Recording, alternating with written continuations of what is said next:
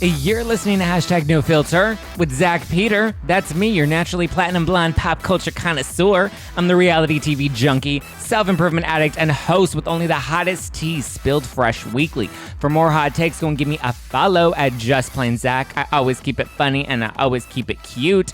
If you're like me and you want to stay up to date with the latest reality tea, go and give us a follow at No Filter with Zack on the Instagram, or you can always join our private Facebook group. The link is in the description below. Summer is not over yet, you guys, and if it's not over yet, that means there's still time to get my limited edition rosé with my pals at Elix. I'm calling it my Housewives Watching Wine. It is one light, crisp rosé in 4 fun designs centered around Real Housewives of New Jersey, Atlanta, Beverly Hills, New York. Today I'm drinking I Stole Kim's Goddamn House because that is the vibe of the time for today. We are talking about the Girardi case. This is fresh off of my Girardi Deep Dive Part 2. We got into all of it. The ex-wife, the California State Bar, Erika, the mascara, her book, what's incriminating in her book. I broke it all down. And now to follow it up, because we all still got lots of legal questions. So I hope you're sitting there right now, drinking a can of No Filter Rosé. You can get it at nofilterwine.com, 12.8% alcohol, but less than a gram of sugar. So you'll be litty city, but you won't be too turnt tomorrow. So order it at nofilterwine.com as you're sipping through this episode. Get ready. You should be listening to my guest podcast, The Emily Show, and you should definitely be keeping up with her YouTube because she's serving that judicial tea. Please welcome the legal HBIC herself, Emily D. Baker. That is the greatest intro. Thank you. And I will say that I drank your rosé on live stream without first consulting the alcohol by volume. So when he says you will be Litty City, yes, I drank 2. They are delicious. No headache. Yes. I loved it so much. No wine headache because it's low sulfite. Because the sugar. And the sugar. Sulfites and sugar. It's funny. I had one guy DM me and he's like, I just took a few of them to the beach and I drank them like nothing. And then I passed out on the beach. And I'm like, Is this a funny story? Are you trying to sue me? Like, what is the context before I respond to this? I think it was like this was unexpected. I was accidentally intoxicated and it was delightful. And they are delightful. They're so fun. I love them. Thank you. So we have so much to get into so much has happened since we last spoke. Oh my goodness. Beverly Hills has been premiering. Housewife and the Hustler came out. Yes. More lawsuits. Erika got sued. Erika's lawyers are now fighting with the bankruptcy trustee's lawyer, Ron Richards. Like their lawyers are fighting.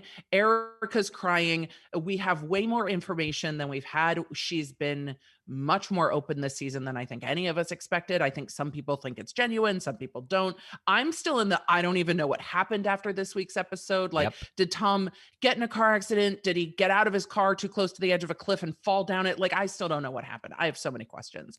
And the legal stuff is not slowing down at all. And we're still, like, people are trying to extrapolate what Erika's saying in context of what we know now. Right. But where we are in the show, we only have this tip of the iceberg Lionaire case and the first asset freeze. This is before all the trustees filed for bankruptcy. So I'm watching it with like the legal timeline in my head going, oh, the bankruptcy's coming.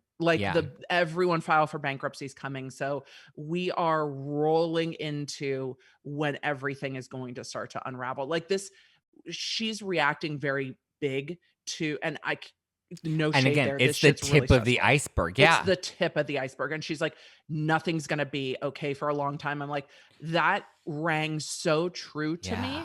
Whether you love Erika, hate Erika, don't know what she did, don't know what she didn't do. That rang so true for me because it's true.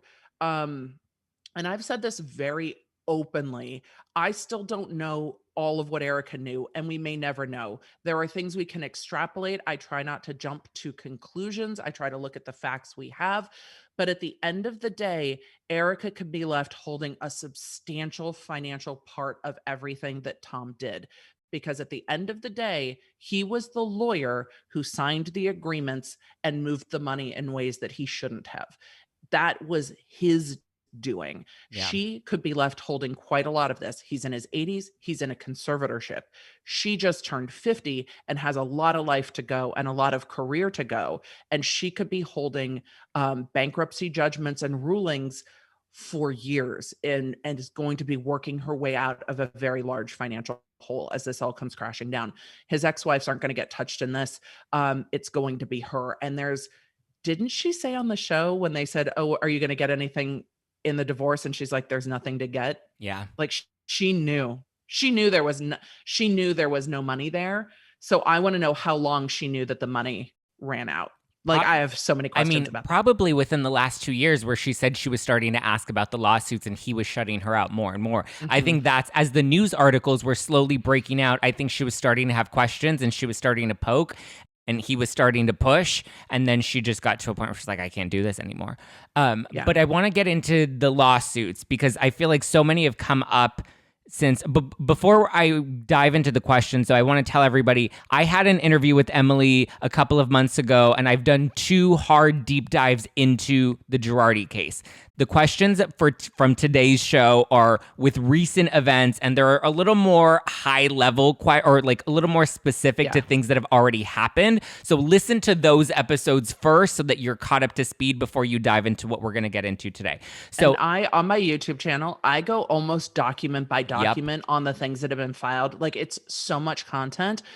Everything's timestamped though. So if you see a Girardi headline, go to the timestamps and just jump to that part because the videos are pretty full of stuff. So if you really want, what is in these financial documents that have been filed, I go through them page by page. It takes forever. There's a lot of documents. We're doing a quick, get into the meat of what happened. And what is your YouTube channel again for everybody? Emily G. Baker over on the YouTube. You can find me at the Emily G. Baker everywhere. Really. There you go. Don't forget the D. Okay, so let's start with the bankruptcy lawsuit because you recently said, I listened to your interview on Up and Adam, and you said that Erika is now being sued inside the bankruptcy. What does that mean? So bankruptcy court acts like an umbrella and it pulls everything in. You can have trials in the bankruptcy court. It's all governed by the same judge that the bankruptcy is. And the bankruptcy trustee the bankruptcy trustee through her special counsel is Alyssa, suing right? Erika. That's Richards. So in the bankruptcy for Girardi Keese, the law firm, the bankruptcy trustee, she asked to hire and got permission from the court to hire Ron Richards and his firm to go after just Erika and any transfers from the law firm to Erika. Now, the other bankruptcy, and again, it's so annoying to me that they didn't put these together, but whatever. In the other bankruptcy, it's Tom Girardi as a person, and there is a separate special, litigator in that trustee, Boris Trazian from the Axe Law firm, that's going after Erika with regard to the marital property. Her saying these are all gifts. This isn't yours. The bag's mine, that kind of stuff. That's happening in the personal bankruptcy where they're selling the house and dividing up personal assets. With regard to the law firm, it's, the female bankruptcy trustee and Ron Richards going through what the law firm might have transferred to Erika. Did the law firm loan her money? And in this case, did the law firm improperly transfer legal fees to Erika? So that is a lawsuit. Normally you go to court, you file a suit, you get assigned a judge, and away you go. In the bankruptcy, the lawsuit is filed within that proceeding. So it all happens kind of under that umbrella or like in a bubble, bubble of bankruptcy. So my understanding of what you just said is there are 2 lawsuits happening within the bankruptcy. One is for the loans that were allegedly given to Erika through Girardi Keese, and then the other is coming from the marital property that the assets that they believe she's in possession of that they want to use to liquidate Tom's assets. Yep. They're trying to find that. I haven't seen them file a suit on that yet. They have filed documents going after that and indicating they're going after that. Her attorneys could be working with that litigator behind the scenes to list out, this is all of her property, this is what we think, and to try to sort it out before having to file a lawsuit. So that is underway. We've seen in Erika's lawyers' motions that they've been cooperating, they say, on that side of the bankruptcy with Boris Trazian. Got it. Okay. Now, there's also the separate ruling for the Rui Gomez family that they're now greenlit to be able to sue Erika as well. They're greenlit to continue their litigation, and that is the litigation outside the bubble, which is why they needed permission to keep going. Because when you go into a bankruptcy, I mean, everybody kind of remembers The Office. Well, those of us that are around our age, well, my age, we're not going to lump you into my age because I'm old, but remember, Michael Scott running in and being like, I declare bankruptcy. The reason you joke about that is because once a bankruptcy happens, everything else stops. It's called a bankruptcy freeze. Any other litigation happening in any other court with regard to the subject of the bankruptcy stops dead in its tracks. The Ruigomez family had been moving along in a third lawsuit against Girardi to enforce their judgment. So they had Tom as the lawyer to deal with the gas line explosion. They won a judgment. Then they had to sue Tom because he didn't give them the money he was supposed to give them when they asked for it. They won in that after they went to mediation. They won a $12 billion judgment. He was supposed to pay it. He made the first payment, no further payments. Which was $1 million. Shock. Yeah, so he paid $1 million and there's $11 million that's left. Yes, and that 11 million is attached. So they got liens, judgment liens on the house, the law firm, all his personal property, everything they could get liens on. So now they're in litigation trying to enforce the judgment liens that they have. And they were going through depositions, and we saw clips of their depositions of Tom in The Hustler and the Housewife. Well, they had been gearing up to depose Erika as well because they've attached all of Tom's property, and that includes marital property. Got it. So they got permission to continue moving forward with their discovery process of deposing Erika and seeking out marital assets. Right. But that's about it. So they can't dip into her bank account to get that 11 million. They're going after the property that she has that could still be considered marital property. Correct. And they're allowed to go and continue fact finding. Their goal, it seems from the filings to me, is that will move faster than trying to fact find within the bankruptcy because they were already so far along. The judge is already like, what is he? Where are the assets? Yeah. And part of that is that Erika's not a named debtor in this bankruptcy. So a lot of the arguments are like, look, the bankruptcy freeze shouldn't apply as to her, but it is marital property where the freeze would apply. So let us continue fact finding. So they can depose Erika. They can start getting subpoenas for her bank records to try to find what marital property is there. And then they have to bring that information back to the bankruptcy court and say, this is what we found. This is what we think we're entitled to. Because they're going to have to fight the other creditors that have liens on Tom's property and Boris Trazian, who's going after the marital property to bring it into the bankruptcy and divvy it up to others as well. Got it. And so the reason, yes, and the reason Rui Gomez is able to move forward with their lawsuit or with their discovery process is because they were able to get their loans secured by the judge, correct? Where a lot of the other people that are looking to collect don't have a secured loan and will probably not end up getting anything at the end of the day.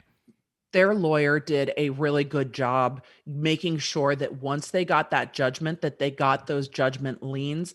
But I think by that time, their trust, and this is my speculation, I think at that time, their trust had been so violated that they didn't, after he paid the $1 million, after he didn't give them their settlement, your trust is super violated. And then you finally find a lawyer to sue your lawyer who has a good reputation at the time and had a lot of power and clout within the legal sphere. So you find a lawyer willing to take that on. You get your judgment for $11 million.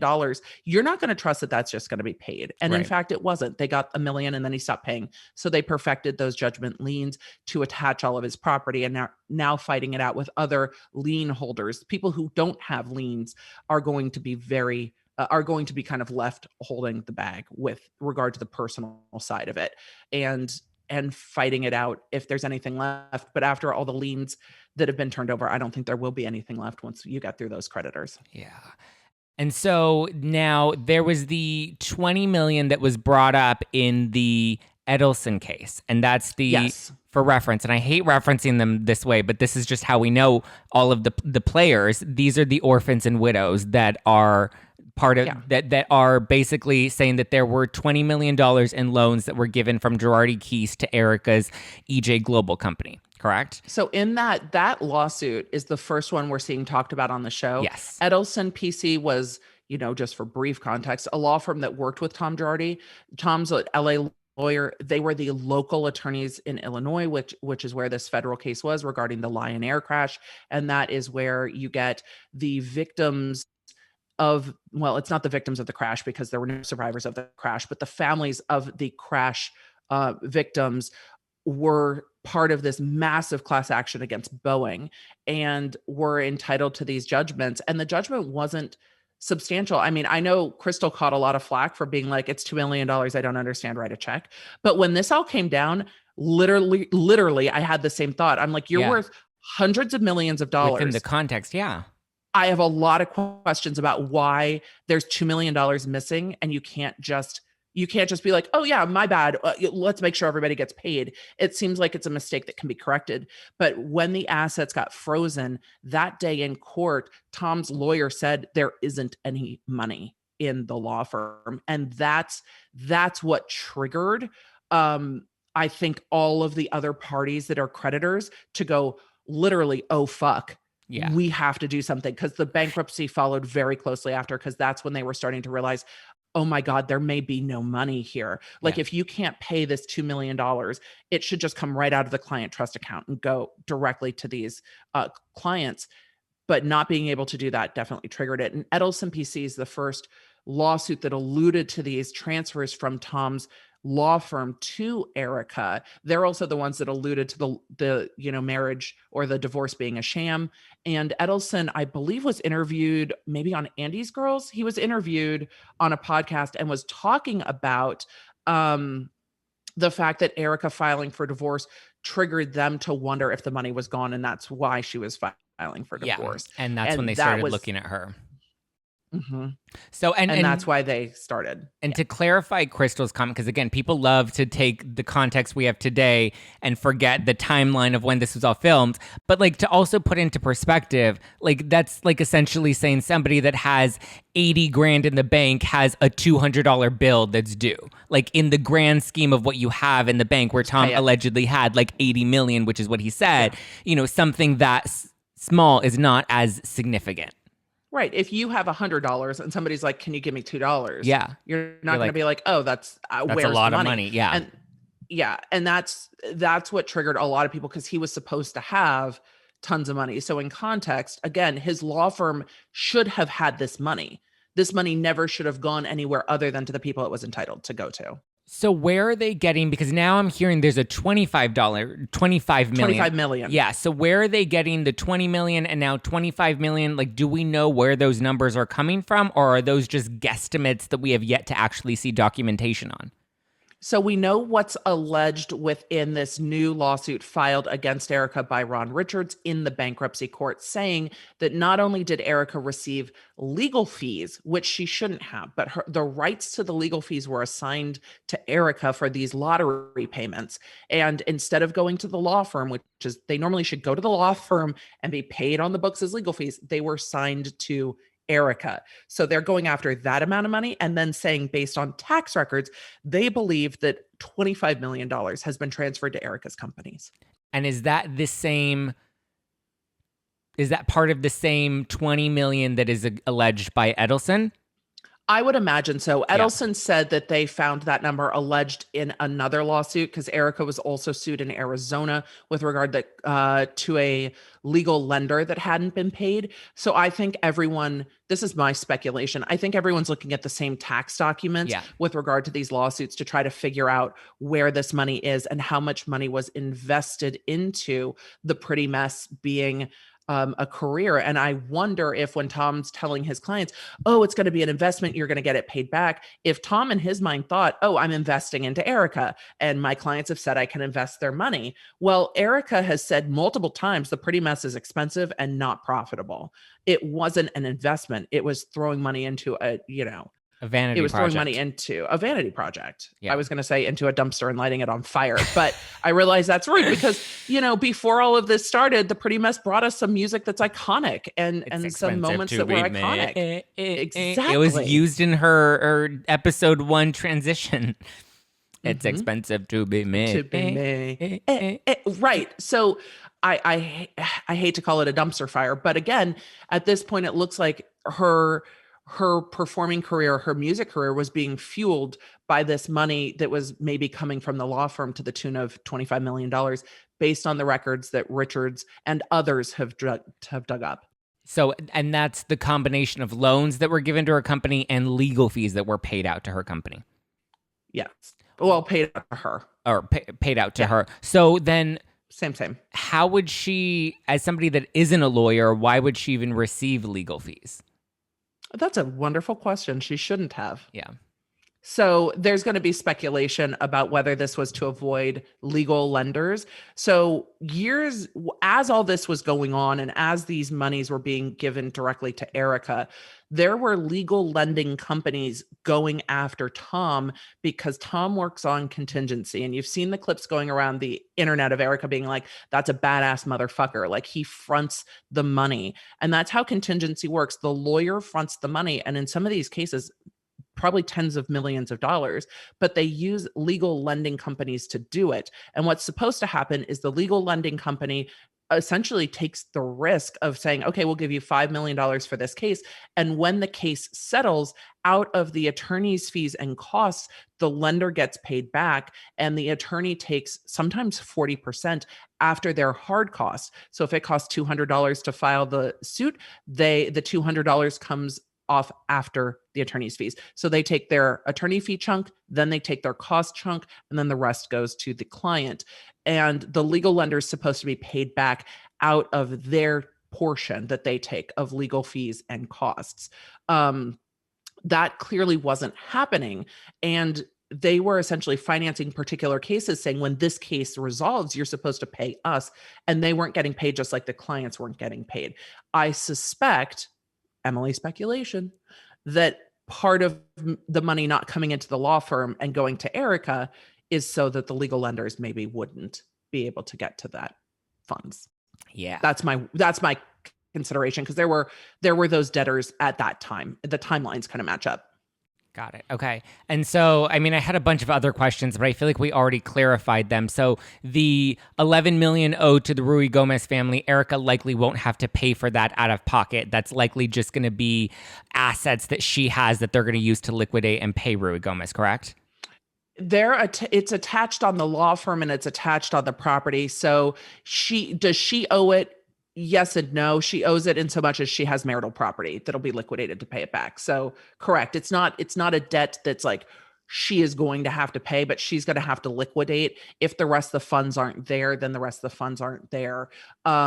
Different than these lawsuits where it's like the illegal transfers, she can have to pay back those bankruptcy judgments if there are bankruptcy judgments, because these are allegations. If there are bankruptcy judgments, she could have to pay those back. It's why this lawsuit filed by the bankruptcy trustee, Miller, says very clearly that these were fraudulent transfers.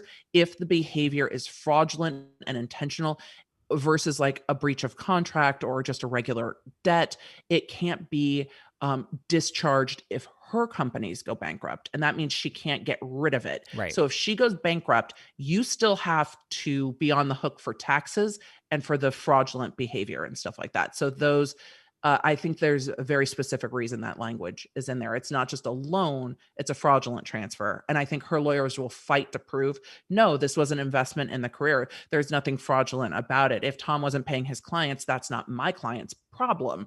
Right. She didn't know where the money was coming from. She thought these were coming from legitimate funds, because there's enough money going around this law firm to argue with 40% on $1 billion settlement. She thought the money was there. Well, She thought this was a legitimate He's investment. on the cover of all of these magazines. He's being awarded at all of Yes. these ceremonies. Like, there was Yes. no reason to believe that he was a shady lawyer. I mean, I'm pretty sure Yeah. people that worked with him directly didn't really like him, but he was still buying his cover on the magazines and, getting all of these praises and all of these awards.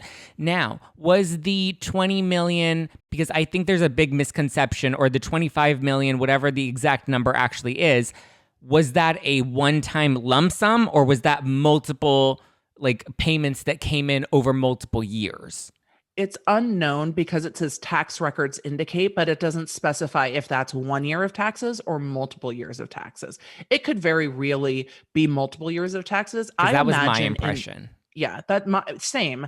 I imagine that you wouldn't do 20 million in 1 year just for tax purposes, but I also imagine that with all of this going on, the IRS investigators are like, "Oh, we get another housewife. Yay!" Because the IRS, this screams IRS investigation, and the IRS is going to dig into all of this. And so very really Erika could end up, if she has any wins in the bankruptcy court, she could still end up in a fuck ton of trouble with the IRS, depending on what Tom was doing. And she might not have known if his bookkeepers are taking care of their taxes and she's just signing stuff. She could also end up holding the bag on taxes. And I'm sure that's part of her stress in all of this. Not that she's showing it online. I mean, she's posting thirst traps and whatever and arguing with people on Twitter. But the weight of when is the IRS hammer going to drop, and when is the criminal investigation hammer going to drop, those are things that can tail out 2-3+ years. And those are I worked in law school for the U.S. Attorney's Office, the federal prosecutor's office, in their tax fraud division.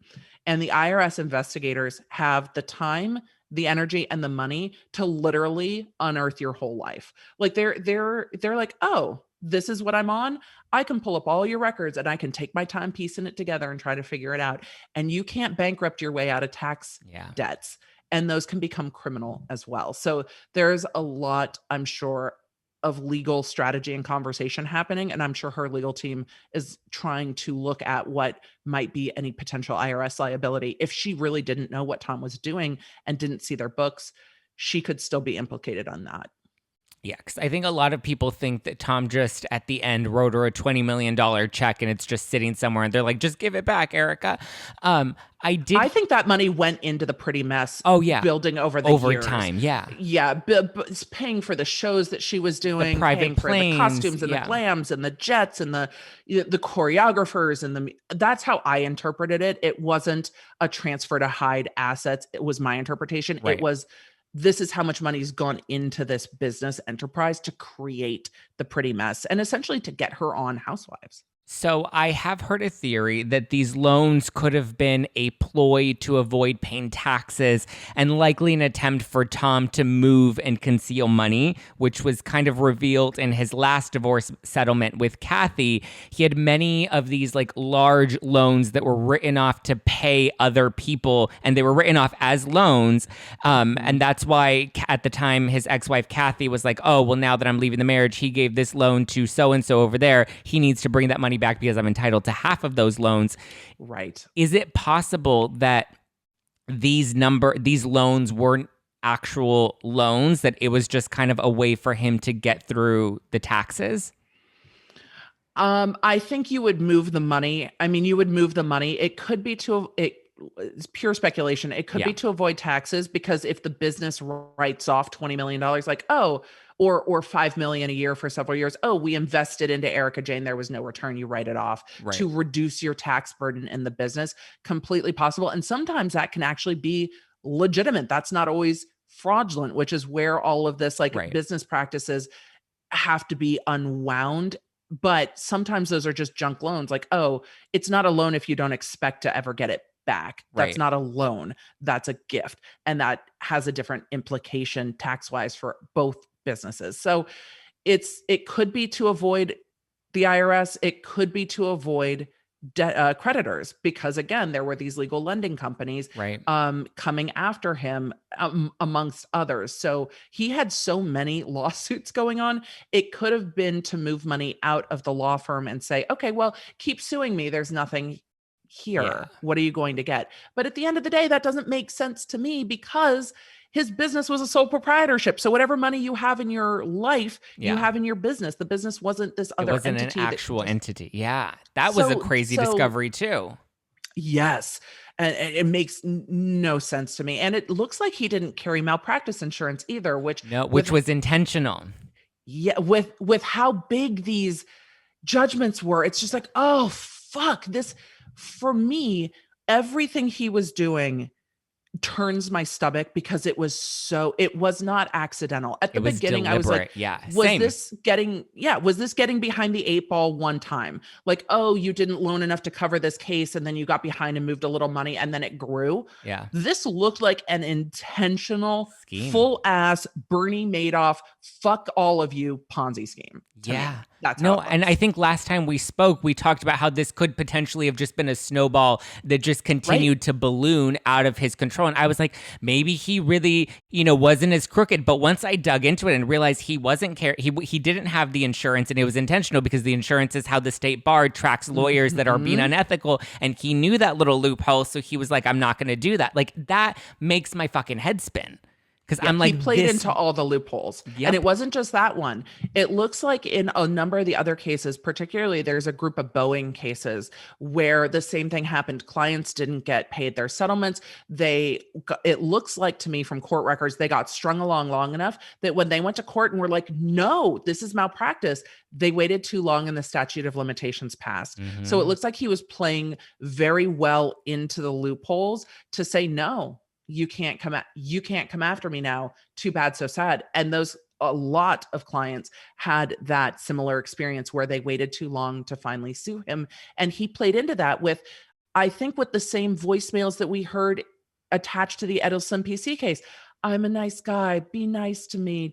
I've been in the hospital. And then when the switch flips, we get the voicemails like you heard in Hustler and a Housewife, where he's unhinged screaming at people. Yeah. So I'm going to try to make you feel bad for me. And then I'm going to intimidate you. And then I'm going to threaten you. And then he would abuse the discovery process by burying, certain, I realized, or correct me if I'm wrong, but I discovered that he wasn't even telling the clients what the actual settlement number was, and so when they would try to sue him, they didn't really know what the cost they were suing him for. Is it 5 million? Is it 6 million? Is it 12 million? Is it 20 million? No, 20 million is going to EJ Global. They didn't know what they were actually being awarded. Which should never happen. It should be a whole written out, sit down. This is what we're looking at settling for. This is what my fees are going to be. This is what my costs are going to be. Do you agree to this settlement? Because it's not the lawyer's choice to settle. It's the client's choice to settle. Here's the settlement they're offering. Here's what I anticipate going to trial would cost. Yeah. Here's the ins and outs. You're the broker. Think about it. Sit on it. Yes, exactly. You're the broker. You're not you're not making the ultimate decision. I think Tom thought he knew better than everybody and made those decisions without telling the clients based on everything that's come out after this. And that should never, ever happen. So now she is cooperating to an extent, correct? Because I remember hearing you talk about this $20,000 that was coming to her that was blocked and set aside to be given back. Explain that to me. It said that she agreed. And that's what the lottery payments, the payments for 2021 went back into the law firm. They didn't go to her. So she agreed and didn't fight with them to just be like, oh yeah, put that money over there. And the money's being held in trust until this gets resolved. Meaning if it gets resolved and she's entitled to that money, the bankruptcy trustee has to give it to her. If she's not entitled to the money, the bankruptcy trustee has their hands on it, but it holds the assets so that they can't, I don't know, go to Mikey. And I know shade to Mikey. I think Mikey's great. I think Mikey's probably like, what in the fuck does this mean for me too? Yeah. And so do we know why she was entitled to, or why she might be entitled to that 20,000 and other payments? I don't think she's entitled to it. What's the argument? That's what being held in trust means. So it was by way of example. I don't think there's any. No, but why was the money, why were they justifying that $20,000 was going to her to begin with? Tom signed it over to her. I don't think there was any justification for him to do so. And I can't even, why Tom chose to do that, I don't know. But the reason they hold it in trust is because she has a right to say she's entitled to it. I don't think she can, because it's legal fees that should go into the law firm. I don't think there's any legal ground for her to argue that money should go to her. other than he signed it to her, which isn't an argument. Now we're seeing that there's the house, which is a multi-million-dollar property. We're seeing that his business properties here in downtown LA, those have been sold. So you're seeing millions of dollars coming into the estate. Is that enough to start to make some of these payments out, or is it possible that there's just so much owed that nobody's going to get what they're entitled to? No, they're starting to make agreements, and they're starting to make stipulated agreements inside both bankruptcies to agree. Some of the creditors agreeing to take less money, some of the creditors agreeing to not go after different funds. So those conversations are happening within this. There are creditor meetings. The last creditor meeting just got put over a little bit, but there are creditor meetings to update the creditors on what's going on. So there is quite a lot happening within the bankruptcy. And yes, it's going to be, as money comes in, it will start settling out different creditors off of the books. If I mean, that's a crude example, but yeah. Now, the Rui Gomez family is able to kind of get to the front of the line because they were able to get their loan secured through these liens.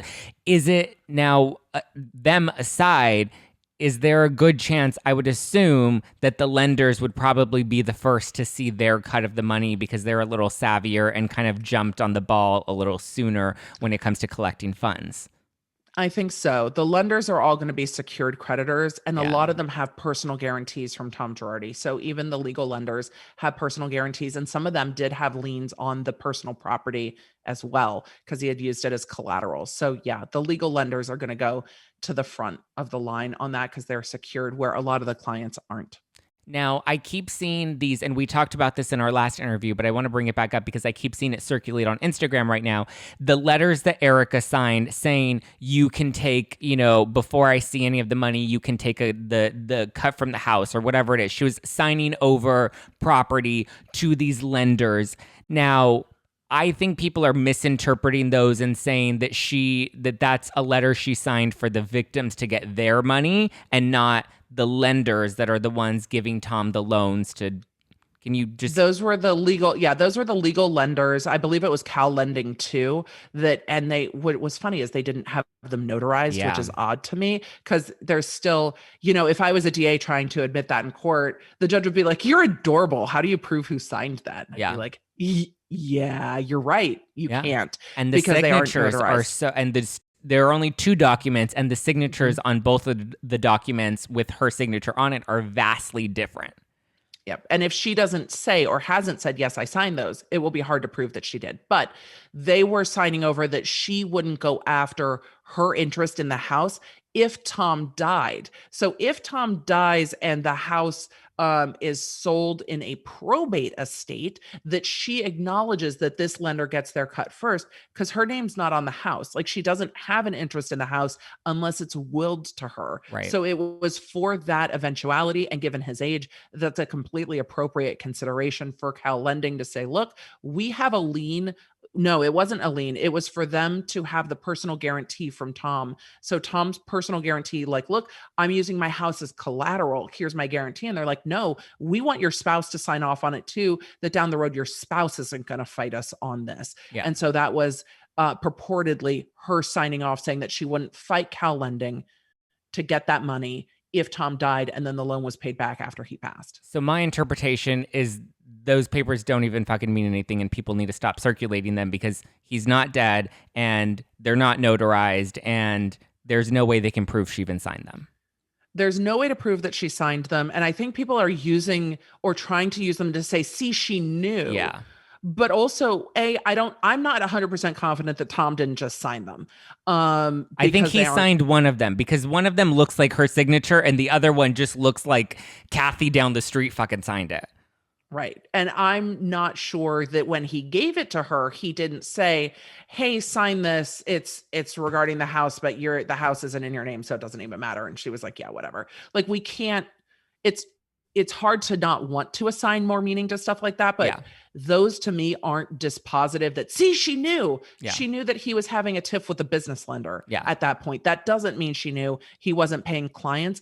And having your company and your business lender having a thing is not nearly the same as having your clients who have been very injured not getting paid their settlements. they're two very different things. And in business, I could see most spouses just being like, oh, there's something going on with one of these lenders.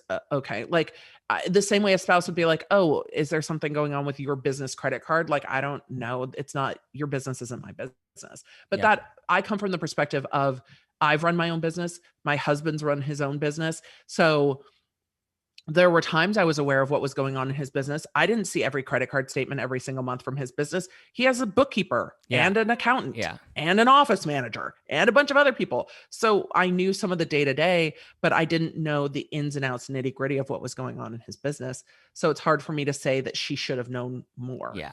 And well, also because it's like people are like, oh, well, she had access to the bank accounts, but she may have had access to their personal bank accounts, but she didn't have access to the Girardi keys. She shouldn't have. She shouldn't have, and she shouldn't have had access to any of those accountant documents, so she wouldn't have known or seen that money coming in. Now, what's so interesting to me, I'm sorry, I totally cut you off. It's so interesting to me that when all this went down with Teresa Giudice, people were just like, of course she was just like, I don't know. I don't read the things. I just sign the thing. That people really seemed to rally around her and be like, I mean, you benefited from this, but we think Joe really did this and you didn't know a ton of it. But with Erika, because of her persona on the show, I think she's definitely gotten a different end of the stick on that. Because on the show, she really is like, I'm not stupid. I'm very smart, but it doesn't mean that her husband wasn't also smarter, just having her do things. And my husband's a lawyer spouse. I have a lot of friends that'll be like, could you just read this and tell me to sign it or not? I can see her just being like, okay, whatever, Tom, and just deferring to him. And she said that about her housewife contract. Yeah. Yeah. I mean, because your spouse is this world-renowned lawyer. So I think, again, I'm not going to crucify somebody until I know what they knew. Yeah. Same. Based on their social media posts, which I think are completely tone tactless, deaf, tasteless, and gross. I agree. But that doesn't mean she knew how bad what Tom was doing was. So let's talk about that, though, because I feel like people, when I say things like that, people are like, oh, you're disgusting, you're defending her. And I'm like, I'm not defending her. I just think we need to direct all this like animosity towards Tom, the one who had the legal responsibility and the one who was actually doing this for decades before ever marrying Erika. Yeah, I agree with you. And I think it's not by way of defense of Erika. I think she's been tone deaf. I don't understand how, as this unraveled, she couldn't at least put out a statement saying, I am sickened with everything that I've learned. I have post obligations and business obligations that I'm going to keep up, but I am learning that everything I thought was my life is a lie, and I'm trying to process that. I feel horrible for the clients that didn't get paid, and I am working with my legal team to try to figure out what comes next. There was the fact that there was no statement and seeming to be no acknowledgement of people who very really were hurt by Tom. She might also be hurt by Tom. Yeah. She might also end up spending the rest of her life paying back the things he chose to do. She didn't choose to not pay his clients. He chose to not pay his clients.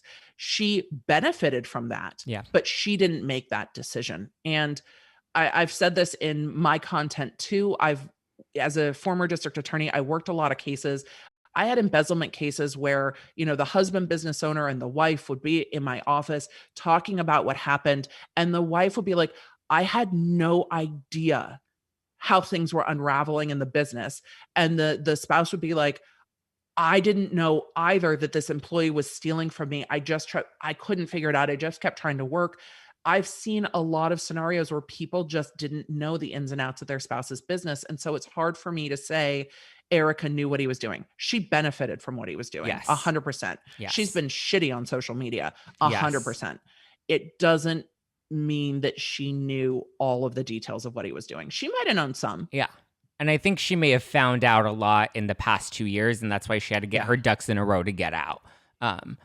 That's why, because there was an interesting confessional that she gave, I think, in last week's episode or the week before, where they asked her when she first found out about the Edelson lawsuit, and she was like, I can't answer that. And I think it's because she didn't find out when it broke out in the news. She probably found out that it was coming down the line, and that's part of the reason she decided to jump out. And she'd probably been planning an exit for a while, because you don't leave a man like that overnight and have an apartment ready and all that stuff and divorce filed. Like, that takes time. Yeah. She definitely planned her leaving Tom, but I also just wonder, we've seen the way he's talked to different people, not just through the show, but through these voicemails attached to lawsuits and in The Hustler and The Housewife. We saw the manipulative, like, be nice to me, I'm a good guy. We've seen the rageful anger and threats, and I just wonder how much of that Erika received as well, because those behaviors I don't think are necessarily just going to be isolated. If you're going to scream at your clients like that, I mean, you're going to scream at you. I can't imagine, like, especially I can't imagine that you never would talk to your spouse like that. Well, I would also think that because of the man that he is, and he's very machismo of, like, I am giving you this life. I bought you Erika Jayne. You're really going to question me? Like, I would understand how there would be, I made you. That undertone of, like, who are you to question me? I know better than you. Sit down and look pretty, because that was your job. Look pretty. Yeah. That's the sense I get too. And I think Erika's early steps in this, not on the show, on social media as it all broke, are really what people are holding against her. Yeah. And I wish she had a PR or a legal team that said, you need to acknowledge some without saying what you knew or what you didn't know. You need to acknowledge some instead of posting fucking thirst traps in Fenty. I think part of me, there's a fraction of me that hopes that we get that moment in the show as she really discovers it and as the women get to question her. I hope that it really is, I feel sickened and I had no idea. Like, I hope we get that moment.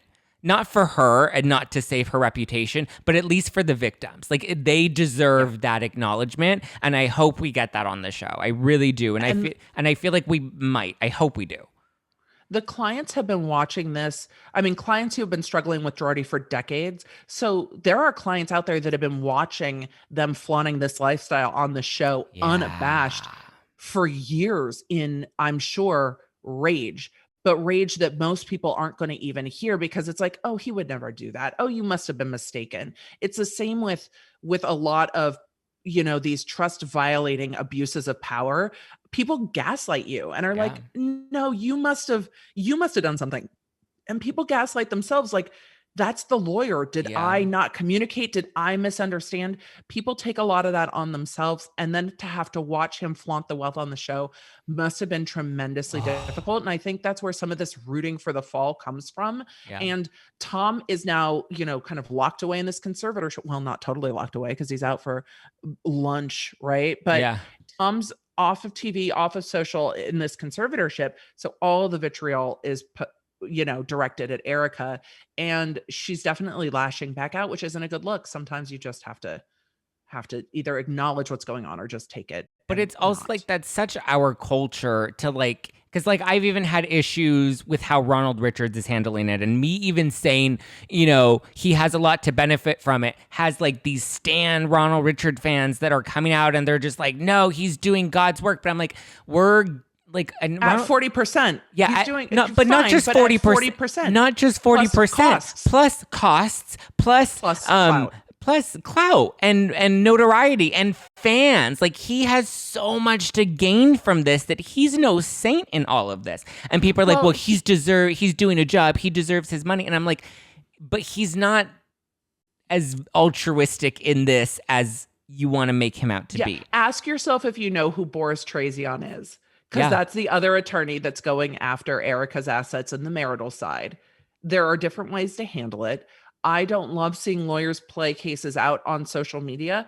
I'm a legal commentator. I'm not practicing in any of these cases, but that's my comfort zone. He's clearly very comfortable talking about cases. It's caused a lot of contention. I will be very interested to see what the bankruptcy court says. The first time this came up, because it's coming up twice now, the first time this came up, the bankruptcy court said, I'm not going to limit anyone's First Amendment right. Erika's attorneys are arguing it's prejudicing their case because of how much he's put on Twitter. Erika's attorneys, though, the attorneys that filed this don't seem super social media savvy. They didn't have a full printout of his social media that could be authenticated and actually used as evidence. So it'll be interesting to see. I think that some of the things are definitely not a good look. And I don't know how it benefits him going after the assets in this case. I think it benefits building the name and reputation of his firm. Yep. Attorneys are allowed to market. So would it be my choice? No. Has he definitely gone in? Yes. Are people rooting for Erika to fail and rooting for him to just tear her down? Yes.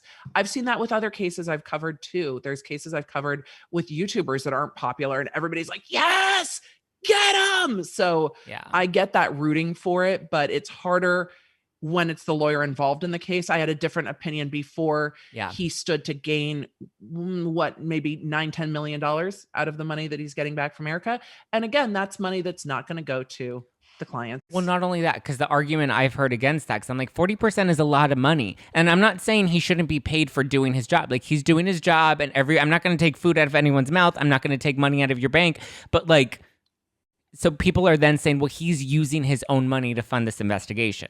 My understanding, and please correct me if I'm wrong, is that the investigation is being funded by the Girardi estate.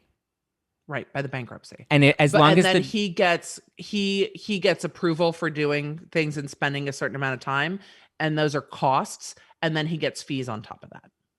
Okay. And so but my understanding also is the judge has to approve all of those expenses or costs. Yes. And so if he is forking out his own money to pay for something and the judge didn't approve it, that's likely because it may have not been necessary. Because the judge didn't approve it. Yeah. Right. Because the judge is like, this isn't what we're doing. It's not worth But some of that for him might be worth it. And this is again speculation too. If he's doing stuff that the judge might not approve to run down these funds, then that is also costs now that he might get back out of his fees. Cause it's a substantial, if you're getting $25 million back and you're getting 40% of that, 40 to 45% of that, it's a substantial sum of money. And that's money that doesn't go to the lenders or the victims or anybody. Like and that's not even to mention the trustee's cut that she gets from that as well. So Ron Richards gets his 40%, she gets her cut. Like everybody's getting a piece of the pie. And at the end of the day, it feels like Britney part 2.0. Everybody gets a piece of the pie except for Britney. Yeah. And the fees are not. The fees are high. I mean, but the percentages are high, but the percentages are also average for the area and average for Los Angeles and average for, what people are going after. So it's just kind of, 6 of one, half dozen of the other. I don't know how that all went down, that somebody who was commenting on the case ended up being the one law firm out of the thousands of attorneys that are in Los Angeles that was picked. That was an interesting choice, but that might be, what the bankruptcy trustee chose to do. And it definitely has brought a lot more attention because there's like Twitter flameouts happening. But I'm of two minds on it because I love doing legal commentary in the pop culture space. It's more interesting, I think, when the parties involved get messy on social, even though I always think everybody should just shut the fuck up and not, but they do. It's harder when the lawyers are part of that mix. So when Ron became a lawyer on the case, it's a little harder for me to watch. Again, it's his choice, but Erika has definitely flamed out on social, and it's not a good look for her either. Yeah. Her attorneys are in court saying, essentially, we don't like what Ron Richards is saying on Twitter. It's not fair to Erika and it could prejudice her in the case. But then Erika's flaming where he went to law school and flaming out on him too. And so Ron Richards will be able to say to the judge, well, Your Honor, I'm also responding to the attacks that are being leveraged at me and my integrity. So I think Erika might have done herself a little bit of damage by just flaming out on him on Twitter. Shot herself in the foot. Because how do you argue both sides, right? He can't do it, but I can. Yeah. No. So my brain immediately went to, in terms of like people trying, or at least the victims trying to get their money, I would have thought the most logical thing is to not even try to go after Erika, but to go after the state of California for being like, hey, you guys didn't regulate your California state bar in order to give us what we were, like the representation that we deserved, which was to be represented by a lawyer that wasn't going to rip us off. is it possible to even file a class action lawsuit against the state? I know with the California bar, you can try to sue them, and they have an annual budget of $8 million that they are allowed to fork out for lawyer theft. But is it possible to sue the state outside of the bar? I mean, it'd be hard to say. I mean, first of all, you can sue anyone for anything, Yeah. just about. Suing government entities can be very difficult. We're already seeing the state of California kicking back, going, bar, you're supposed to be investigating. Yeah. But there aren't really investigators on the investigators with that. It's supposed to be the court that is maintaining the state bar's, oversight of attorneys. So do I think some lawyer somewhere is probably trying to grind the wheels on how that would work? Maybe. Do I think going after the state bar makes more sense? Yes. Would that be separate and outside of the bankruptcy? Yes. And that could be current clients, past clients, clients who never got paid and can't even bring a claim in bankruptcy because they lost out on statute of limitations. There are, I'm sure, plenty of people out there who would be interested. And I wouldn't be surprised if there was an action from clients of Girardi against the state bar. But again, the state bar their budget is $8 million to fork out, and that's less than what his house is even worth. So when you have $8 million that you have to, unless. But you've got people who aren't part of the bankruptcy who were damaged too, who might be able to seek a remedy that way.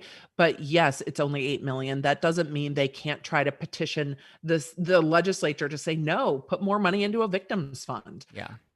Because the state bar didn't do that. I mean, Tom Girardi funneled an awful lot of money into the politicians of California. Oh yeah. Millions into the politicians in California. So I think we're a long way off from having any resolution on this. And in all of it, you've got to follow the money. And in all of this, just like in Britney's case, the lawyers stand to make the most money out of any of it. Yeah. The lawyers who bring a class action are going to get paid. The lawyers who are probably door knocking and calling past Girardi clients because their names are in the news going, hey, we can do this and we get that, they're going to get paid. And that's just, the thing that's so hard is because it just all feels kind of gross. Yeah.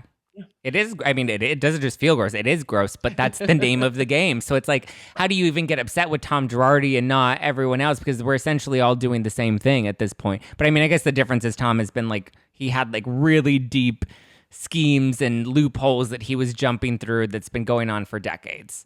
This seems like a long-running, very intentional fraud to me. Yeah. This is my gut. This is what it appears to be to me. And we know that the Rui Gomez family, at least one, has gone to court and won because he wasn't paying his clients. And that the base of all of this, that should never have happened in the first place. And the fact that it did is shocking to me.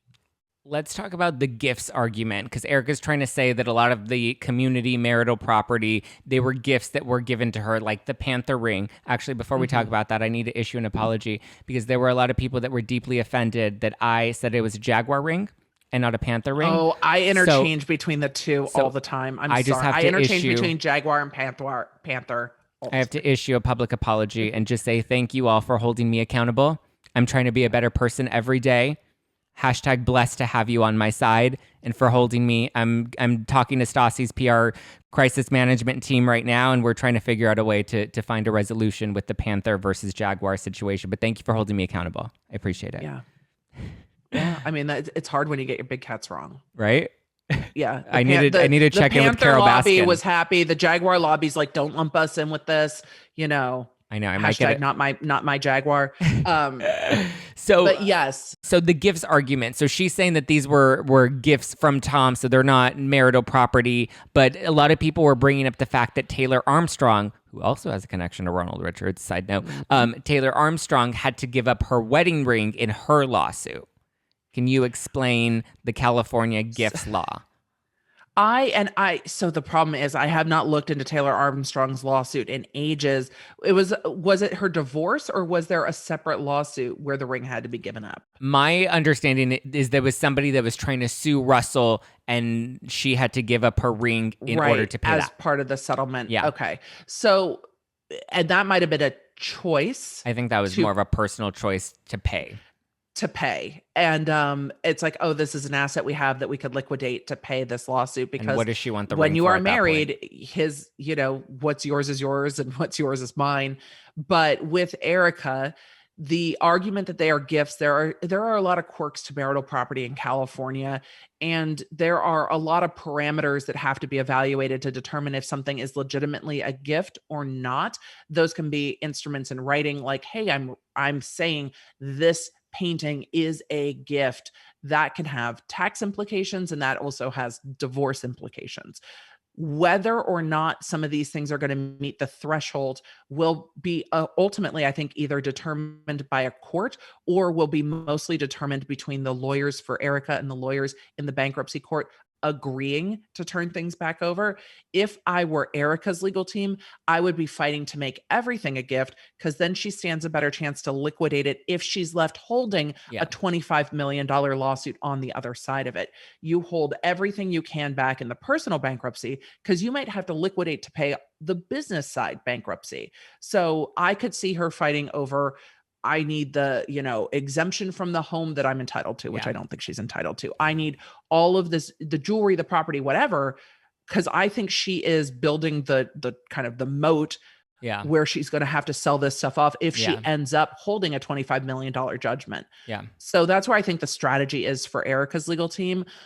I agree. But they're going to have to look at the list of the things that she has, which Boris Trazian is the one who's going after, the list of all the stuff she has, everything she shows on the show, and decide how much those are worth, and then argue each thing by each thing. The Cartier earrings, were they a gift? Are they a marital asset? How were they purchased? It's different. And I think people are confused because it's different than a criminal proceeding, like a Jen Shaw case, Yeah. where if she used the proceeds from a criminal enterprise to buy a car, the government's like, sweet, that car's mine. Sweet, that bank account's mine. And they can forfeit an asset, forfeit the things that you buy with illegally gotten funds. That's in a criminal asset forfeiture. There can be civil asset forfeitures, but those are not what we're dealing with here. So her assets aren't being forfeited under, oh, they were bought with ill-gotten gains. We're not there. Can that happen down the road if there's that kind of investigation? Maybe, but these are two totally separate legal proceedings going on. And people are like, well, if he bought it with money he took, why can't they just force it back? Yeah. Because we're still dealing with marital property, not asset forfeiture. Right. So hopefully that made yes, sense. it did. And to clarify, because a lot of people are like, oh, well, she should just give the Panther ring to the victims. Well, first of all, you can just throw the ring at the victims and say, here, take it. But also it is likely a legal strategy to hold as much as she can so that she's building the pot that'll likely end up going. And to be fair, that was money that was used to buy those assets. So it only is fair that she forks them over. She's just trying to make sure I think she's trying to strategize where she forks it over to. Yeah, so that it's not coming out of her personal bank account. Yes, there are these two separate bankruptcies. If she knows, like if her legal team knows what the loans are, and her legal team knows behind the scenes, okay, we could potentially be, our maximum exposure is this many millions. They would have done these calculations. Maximum exposure, this many millions. How do we protect that much in assets? And that's why you're seeing her fight over assets, I think, in the personal bankruptcy, because she is going to, at the end of the day, those assets are going to get liquidated at some point and paid back. It's just strategizing how to do that so that she limits the hole and the depth of the hole she's in down the road. I know that feels callous and cold, but that is her legal team saying, circle the wagons and let's strategize this to keep her afloat down the road. In a normal bankruptcy that didn't involve quite what this involves, there would be a portion of all of the assets set aside for you to still have a home and a car and these things. And Erika is really trying to establish some of that for herself, it seems. And, at the end of the day, she would have thought that, when Tom died, there was going to be this money there. And when, if they ever got divorced, there would be money there. His other exes definitely have, monthly payments and got money out of the divorce. She's going to be left in a hole of debt. With this, it's going, hole, I say, it's crater of debt, ocean cavern of debt. Yeah. Because of Tom. Yeah. Is part of the reason she may not have issued any sort of statement or apology because that could be misinterpreted as admitting that she's guilty? I mean, that's always a consideration, but a legal team can determine and issue a statement that doesn't admit anything and just expresses sympathy Yeah. and dismay. You know, it's y- y- I am horrified to find out what's going on with this. I mean, it also could be a PR calculated, like the brand is cold as ice. A statement is not on brand. That could also be a determination. I know it's, Yeah. you can see it though. You can see Yeah. that being a brand decision. Yeah. Like, no, we're plowing through, like, you know, these bitches don't know me. And you also have seen on social other housewives for her birthday posting her music and Yeah. singing, you know, Kyle Richards singing on the yacht and all of this. Like, the group that's around her is acting as tone deaf as she is. Yeah. I don't love it. So you said as far as criminal charges go, she's likely not going to be held for like stealing money from the victims, but it'll likely be done. The charges will likely be brought up through fraudulent transfers of the money and tax evasion. Yeah, that's what I mean, that's based on all the information that's public. That is the cleanest and easiest route to go. Taxes, if there are tax issues, and you know what, when you're running multi-million dollar businesses, the IRS can find something. It's how much of a something they find. It could be there's a $10,000 liability here to, there's a $10 million liability over here. And that can be a difference of opinion on accounting sometimes, but the IRS will win at the end. They always do. They always do. The criminal prosecution, because Tom's actions in Illinois were referred to the AUSAs. The judge said it. The judge wasn't thrilled. That got referred to the AUSAs. And what Tom's liability is for potential embezzlement, misrepresentations, all the things that were going on with his clients, whether they can prove Erika was aiding and abetting that is different than whether she benefited from using the money. Those are two separate things. It's the same evaluation with like Jen Shaw. You know, she is the one alleged to have been running this thing. Yeah. But as I dug into it more, there were, you know, years back, her being interviewed by the FTC for business practices and stuff. So we know that this is years back that she's involved with other legal action. And we know that Coach Shaw was an attorney. There's no way they didn't have a conversation when she was getting deposed by the FTC. But he's not being indicted in this criminal cause of action either, because they probably can't prove that he was helping her, working with her, or conspiring with her. So it's, I think, going to be the same. And if Tom is in the conservatorship, going after him criminally can be difficult, making the tax a little bit of an easier route than criminal liability for fraud and theft and things like that. Yeah. Because if you go after him for taxes, then it's really just his money and assets that are up for grabs versus trying to prosecute a man that now allegedly has Alzheimer's and dementia and is mentally incapacitated and of a certain age where he'll be passing soon. It's all of, you know. And I think it's easier for them to go after Erika for taxes too, because if she signed the document, she signed the document. She's, you know, it becomes more of like the Teresa Giudice situation. Oh, well, these taxes are wrong. This money is hidden. You signed it. And it's like, well, I didn't know. Well, unfortunately, I didn't know is not a defense. In this case, it becomes a much more provable case because it's all the paper. And what Tom did or didn't do is a little less relevant if she was still signing things. So I'm sure there's consideration from her legal team with regard to that, because any lawyer looking at this situation is going, oh, I'm sure the IRS investigation's already started. Could she likely, with the IRS investigation potentially ongoing at the moment, could we possibly see her go to prison for tax evasion and fraud? I mean, that is such a far way down the road, and that is all pure speculation. There are, depending on the behavior, there can be criminal penalties that involve jail time, but it really depends on what was done, and it depends on what she knew, and not just what she knew, but what they can prove she knew. Fines are much more common than prison time. Yeah. But when I say a crater of debt, she could be digging her way out of this forever for the rest of her life. Yeah. Okay, so conclusion. Now that we have seen what she is starting to say on Beverly Hills, and We see the social media posts. We see her lashing out at Ronald Richards. We see her posting that, well, she's been dropped from Fenty, but we still see the thirst traps coming. Yes, we've already determined she's an ice queen. She's tone deaf. She's possibly out of touch. Maybe this is a defense mechanism because she is shaking on the inside, which we're starting to see on the show. What is your conclusion on Erika? And do you think, and how guilty do you think she is? Confused AF. I'm confused AF. This last episode confused the shit out of me. Oh, with Tom and the ding dong ditch? Yes, with Tom and the ding.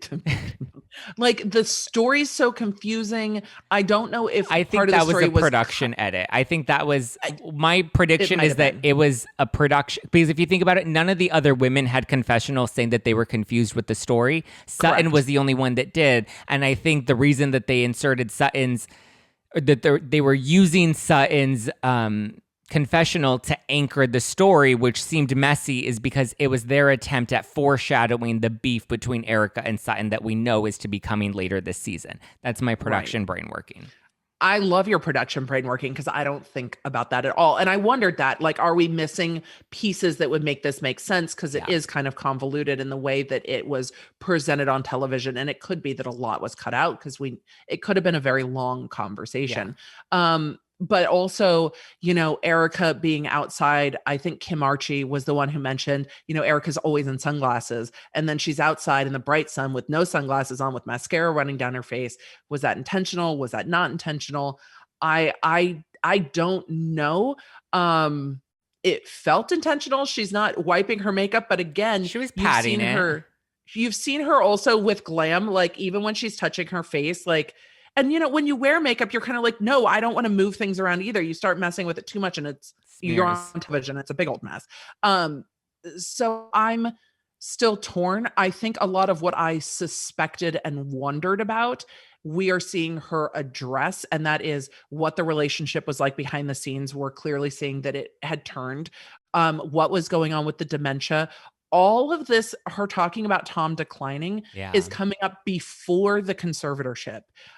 It was very telling to me the day that his assets were frozen in court, that apparently the day they all got to Palm Springs, the attorney said, I want a medical evaluation. I'm not sure that he understands. And Erika's response to that was, at least someone's seeing what I'm seeing. Yeah. So now my question is, where were the other lawyers in the firm, including his son-in-law?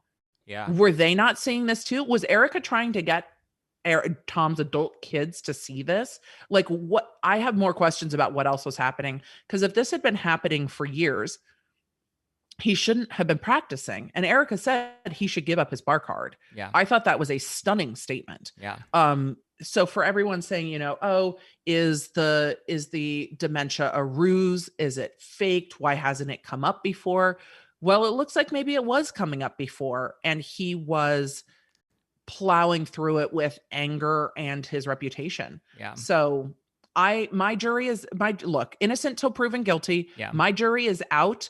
I am not hoping for one result or the other. I'm hoping to have more understanding. Same. That's all. I want to understand better what was going on. And I'm sure Erika will have a tell-all book. She's going to have to find a way to make money out of all of this. So maybe we'll see the truth behind the marriage. And again, it makes you question, like, how enjoyable it can be to just escape into the fantasy of housewives, because the fantasy's gone with the Erika Tom marriage that I was rooting for, because they genuinely seemed happy. And I know appearances aren't everything, but I was rooting for them.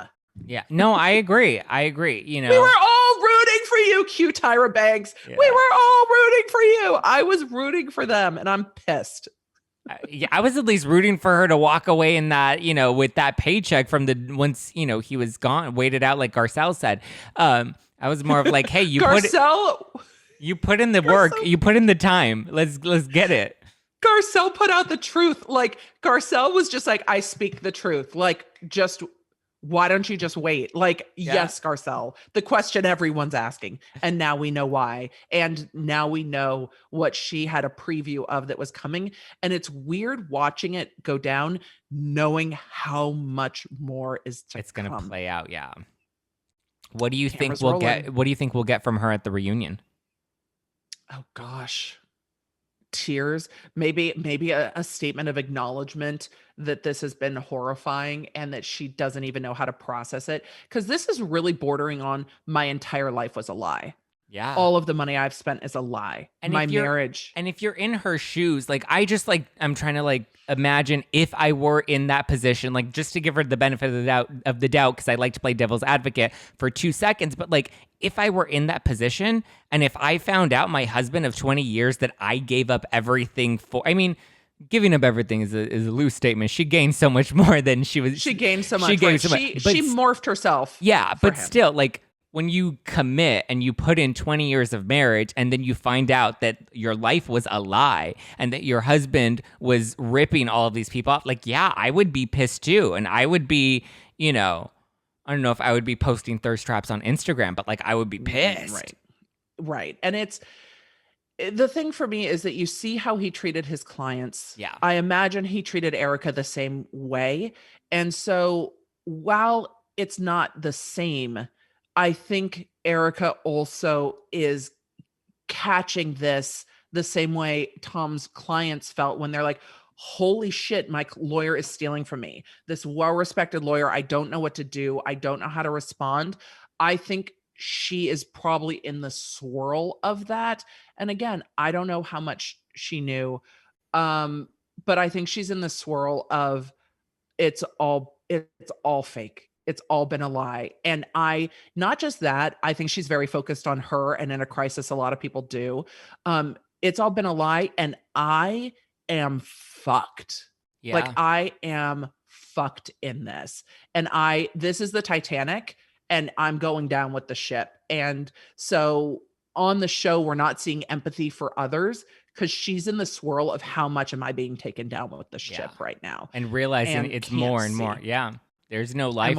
There's no lifeboat. There's no vest. There's no nothing.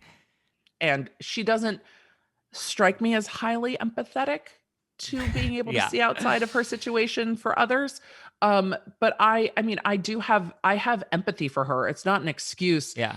I have empathy for her because I still don't know what she knew. Yeah. Look, if she knew everything Tom was doing and laughed all the way to the bank, karma's a bitch and it's going to get her in the end.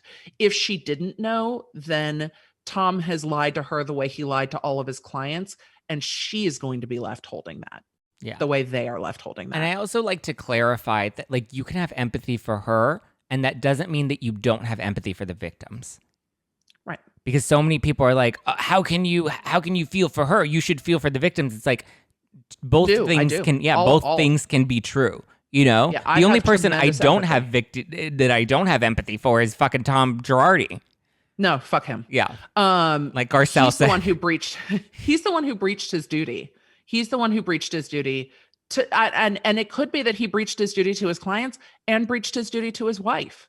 Yeah. We just don't know. And it's hard for me to not think he was lying to everyone in this. Yeah. And the thing is, it's easier to have vitriol for Erika because she benefited. Mm-hmm. The clients never benefited. The clients were stolen from. They went through horrible things in life. The judgments are supposed to at least have some money to compensate for what they've been through, and they didn't get it. She got the planes and the life and the stage and the memories, and she got to live all of that, and now it's crumbling. And so it's a little harder to see her as also being in a situation where maybe she was lied to too, because she benefited so much from it, where the others and all of the victims of Tom didn't benefit. I was conned. I was lied to. I mean, is there ever a more Roxy Hart? Fucking hell. I mean, I'm sure if she was back on stage, it would have a whole new meaning for her. But what she's going through is going to be, even if she knew, and even if she is trying to be like cold as ice because she knew what he was doing, this is still going to be horribly stressful for her, and she's not going to come out of this unscathed. Oh yeah. And if she knew, it'll come out. And then we can all be like, oh, well, now we know she knew. Lock her up. Yeah. We'll see. Tom's the one who did the things. Yeah. And so I'm reserved, and we have proof of that. Yeah. I'm reserving judgment on what I think Erika knew until I see more. I don't love the way she's acted on social. No, same. She's on brand, being an ice queen and being, out of touch with reality. I'm waiting to see the orphans and widows comment. Yeah. I'm waiting to see how that all plays out. Because they're still just talking about the Edelson PC case and Lion Air. They're not talking about the victims everything yet. else. It has yet to fully come to light. Yep. Emily D. Baker, where can people follow you, get your legal analysis, slide into your DMs, pimp yourself out? All the things. I'm at the Emily D. Baker all over social media and on the YouTubes. So you can find me there or go to watchemily.com. It'll take you right there. So Instagram's probably my main platform other than YouTube, and it's easy to find all my things in my Instagram bio. There you go. Give her a follow. I mean, I live for her Friday Night Lives, where she's just breaking everything down from the White Claw lawsuits to the Britney conservatorship to all the Girardi scandal. It's a good time. You're going to want to check out Emily D. Baker. Follow her on all social platforms. Follow me at Just Plain Zach. You can follow the show at No Filter with Zach. Get my rosé, my summer rosé. Get it at nofilterwine.com. It's one light, crisp, lightly fizzy rosé. 12.8% alcohol, so it will get you litty city, but there's less than a gram of sugar, so you're not going to have that gnarly wine headache. Fuck wine headaches, right? Thank you guys for listening. Please leave me a 5-star review if you're listening to this on iTunes, because I love that validation and it really does matter and it means so much. And I'd love to give you guys shout outs when you leave me really nice, thoughtful reviews, not like Kanye West 2020 and you give me 1 star. Go fuck yourself. The rest of you, leave me some good reviews. I love that validation and I love you and I would love to shout you out. Don't miss our Thursday lives on Instagram at 6:30 p.m. Pacific Standard Time. We go live together and it's a good time. So I will talk to you guys next week. Enjoy your weekend and get litty city all summer long. All right, guys. Bye.